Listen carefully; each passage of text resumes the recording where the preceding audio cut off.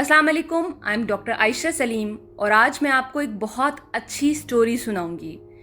और उस स्टोरी में बहुत कुछ है हमारे लिए सीखने के लिए। वो स्टोरी क्या है, आइए चलते हैं स्टोरी की तरफ।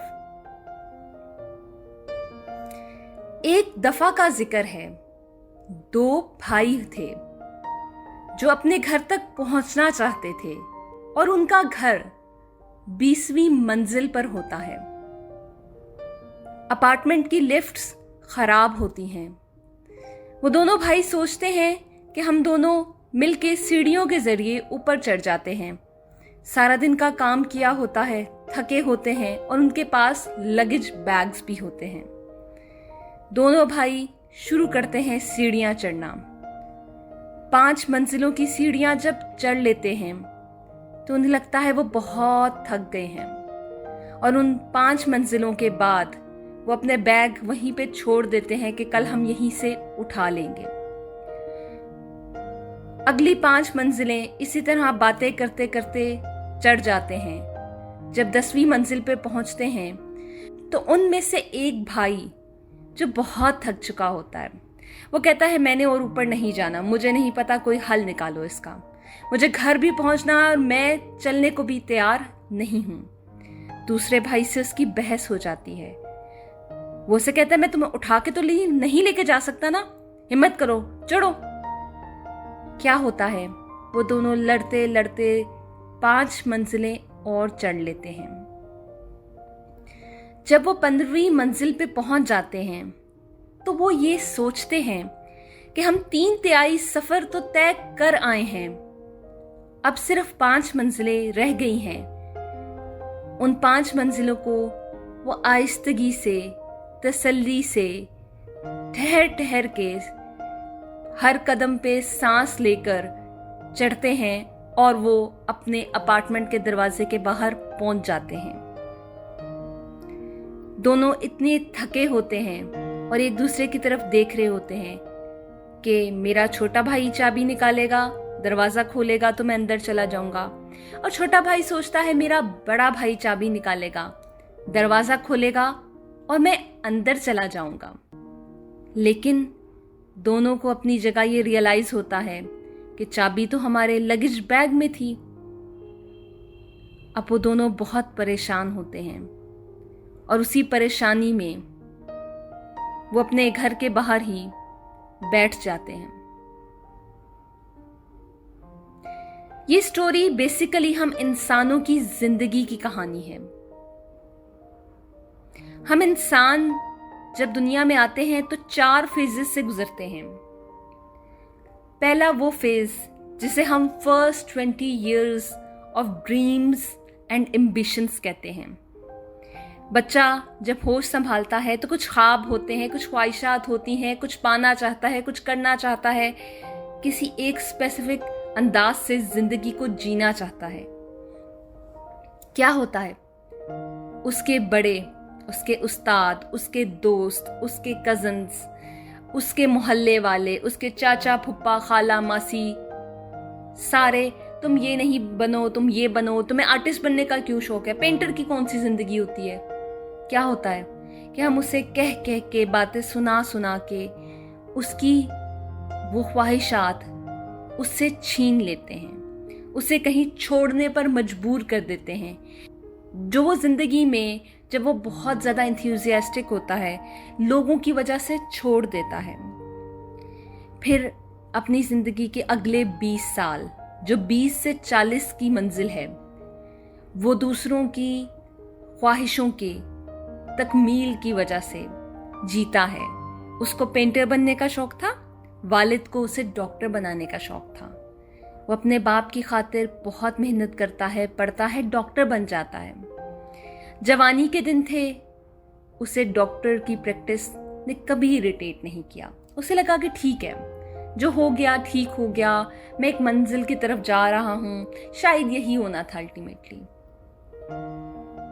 जब वो 40 से 60 की तरफ अपने कदम बढ़ाता है, जब उसकी फिजिक में, उसकी हेल्थ में छोटे छोटे इश्यूज आने लगते हैं, तब उसको ये रियलाइज होता है कि उसको ये नौकरी, ये प्रोफेशन, ये ऑक्यूपेशन थका रहा है, वो डॉक्टर बाय डिफॉल्ट नहीं बनना चाहता था। वो इरिटेट हो रहा है, वो पेशेंट से क्या करता है, सख्ती से बात करता है, उनकी बात को नहीं समझता, उसको गुस्सा आता है, वो घर आके सबसे लड़ता है, चिड़चिड़ापन होता है। क्यों होता है ऐसा? क्योंकि उसे अपनी जिंदगी की तीसरी मंजिल पे यह एहसास होता है कि वो अपनी ख्वाहिशात और ख्वाबों को दूसरों की खातिर छोड़ आया है।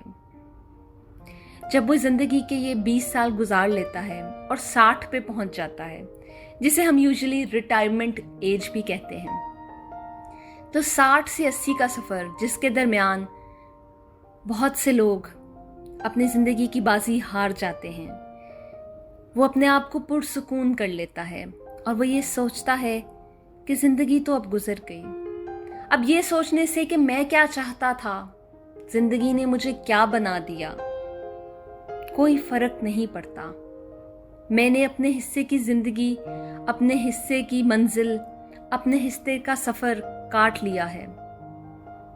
अब क्या फर्क पड़ता है कि मैं एक पेंटर बनना चाहता था, अब क्या फर्क पड़ता है कि मैं एक पायलट बनना चाहता था।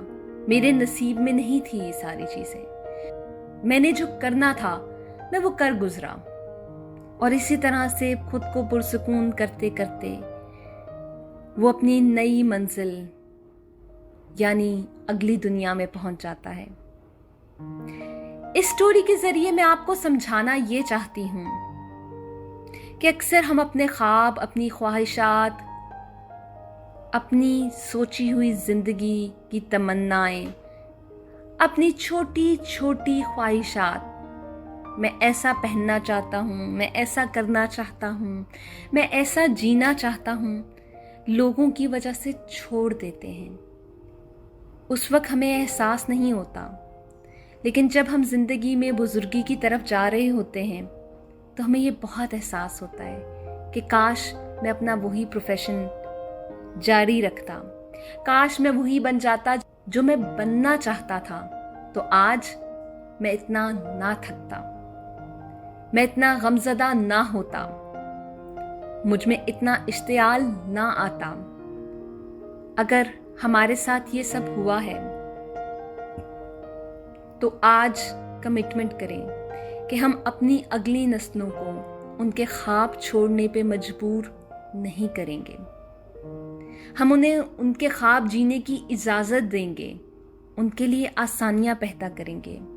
हाँ, लेकिन इसके साथ एक बात याद रखिए कि ख्वाब रियलिस्टिक होने चाहिए।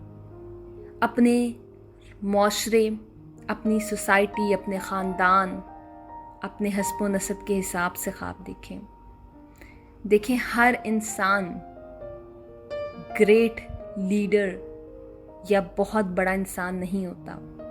जब हम अनरियलिस्टिक ख्वाब देखते हैं और जब हम उन्हें हासिल नहीं कर पाते तो ये चीज़ भी हमें बहुत फ्रस्ट्रेशन देती है। आपने और मैंने अपने इर्द गिर्द ऐसे बहुत से लोग देखे होंगे जो जब शाम को घर आते हैं तो काट खाने को दौड़ते हैं, जो अपनी नौकरी में भी सबसे लड़ते रहते हैं, क्या मुसीबत है, काम नहीं खत्म होता, मैं नहीं करना था सारा काम, मैं थका आया हूँ।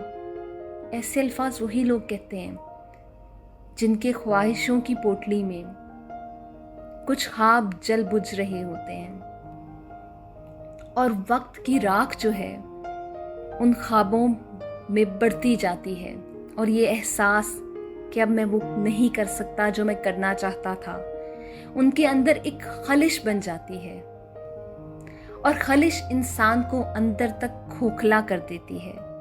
जब वो कुछ नहीं कर सकता तो वो दूसरों से लड़ता है, बहस करता है और अपनी जिंदगी से सेटिस्फाई नहीं होता।